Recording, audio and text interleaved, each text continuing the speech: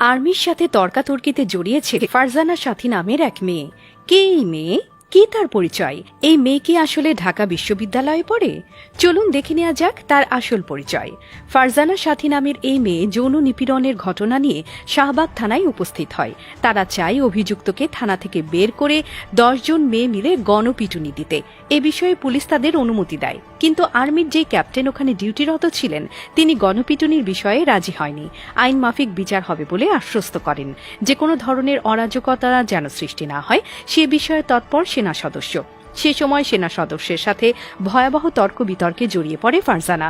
রীতিমতো অসভ্যের মতো চিল্লাচ্ছিল, এমনকি আর্মির ইউনিফর্ম খুলে নিতে বলছিল, এক নাগারে যাচ্ছে তাই বলছিল, কথার ভেতরে কুৎসিত ভাষায় গালাগালিও করছিল।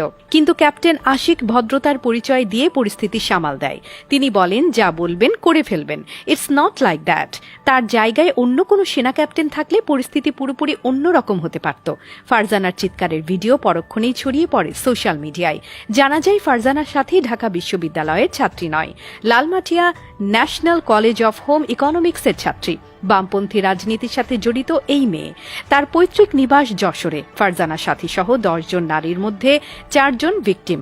2023 সালে অভিযুক্তের দ্বারা যৌন হয়রানির শিকার হয় একজন ভিকটিম। সে সময় একসঙ্গে বন্ধুর বাসায় অবস্থান নেয়, মাদক নেয় এবং যৌন হয়রানির শিকার হয়। এই ঘটনাটি সে সময় ভাইরাল হয়েছিল, কিন্তু এক রুমে ছেলেদের সাথে স্বেচ্ছায় উপস্থিতি কেউ ভালোভাবে নেয়নি।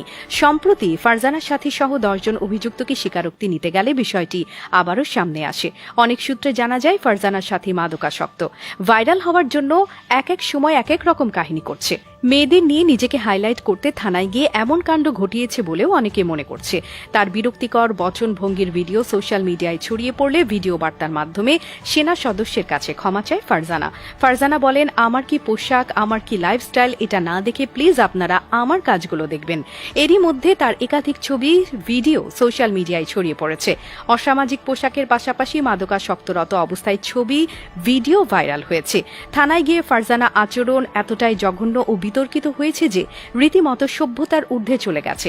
কয়েক মাস সাজা পাওয়ার উপযুক্ত এই নারী। কোটা আন্দোলনের সময় পুলিশের মুখোমুখি কথা বলেছিল এই নারী।